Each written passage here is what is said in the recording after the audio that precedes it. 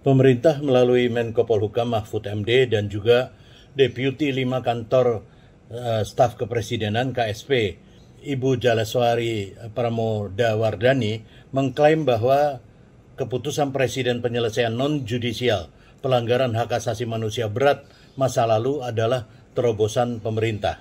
Atas tertundanya proses pembentukan RUU Komisi Kebenaran dan Rekonsiliasi dan proses penyelidikan dan penyidikan antara Komnas HAM dan Kejaksaan Agung yang tidak ada titik temu. Klaim ini adalah, saya kira, cara negara memanipulasi jalan keadilan bagi korban, yang sama sekali tidak akan melimpahkan keadilan dan menyajikan pembelajaran berharga bagi bangsa atas kejahatan-kejahatan di masa lalu. Argumen KKR yang belum dibahas ini bisa dibantah. Mengapa baru berpikir menyelesaikan pelanggaran hak asasi manusia di sisa masa jabatan?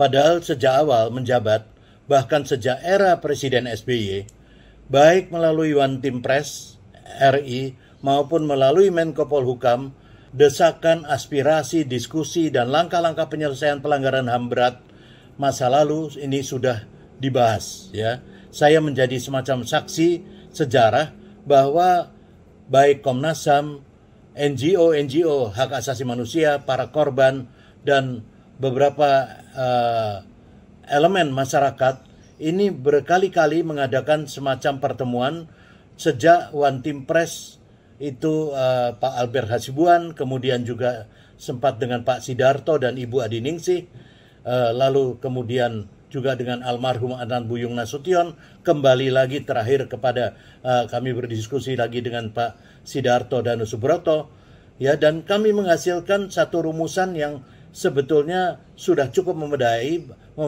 berupa ide gagasan Komisi Kepresidenan. Namun materinya tidak seperti yang Kepres ini. Nah, kan yang manipulatif semacam Kepres ini.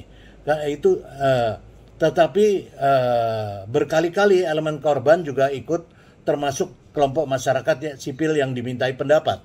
Tetapi nyatanya harapan itu diabaikan dengan membentuk Kepres yang lebih menyerupai panitia santunan bagi korban. Lalu kemudian dianggap telah menyelesaikan tuntutan keadilan penanganan pelanggaran hak asasi manusia masa lalu. Presiden Jokowi tidak menangkap pesan putusan Mahkamah Konstitusi nomor 18/PU5/2007 tertanggal 21 Februari 2008 yang pada intinya penentuan kualifikasi pelanggaran hak asasi manusia berat yang terjadi sebelum tahun 2000 itu bukanlah domain DPR, tetapi kewenangan Komnas HAM dan Kejaksaan Agung, yang tanpa menunggu keputusan DPR, Kejaksaan Agung bisa memulai suatu proses penyidikan.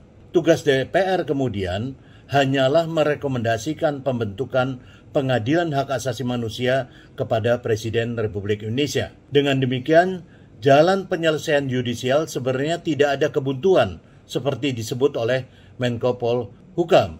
Jika Jokowi bisa mendisiplinkan Jaksa Agung untuk melanjutkan tahap penyidikan atas hasil kerja Komnas HAM. Faktanya, Jaksa Agung selalu berlindung menunggu adanya keputusan DPR. Pembentukan Undang-Undang KKR semestinya pula bisa diakselerasi jika Jokowi mampu mendisiplinkan jajaran pemerintahannya plus partai-partai pendukungnya. Merevisi Undang-Undang Minerba misalnya, Undang-Undang KPK, bahkan membahas Undang-Undang Cipta Kerja. Jokowi dan jajarannya bisa melakukan dengan begitu cepat. Mengapa untuk Undang-Undang KKR Jokowi terus menunda? Klaim bahwa jalan yudisial masih bisa dijalankan secara paralel itu adalah kosmetik politik yang ditujukan untuk melemahkan penentangan atas ide Kepres ini. Judul Kepres saja penyelesaian non-judisial, maka peristiwa pelanggaran hak asasi manusia berat itu dianggap sudah selesai.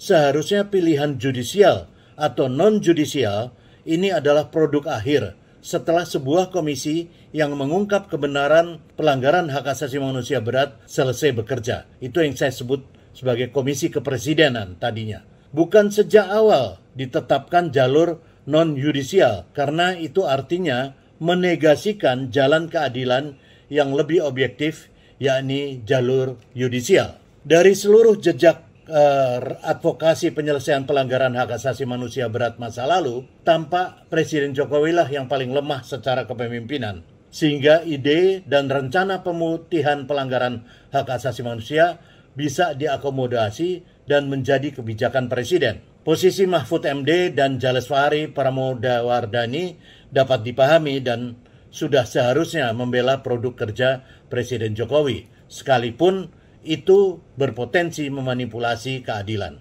Terima kasih.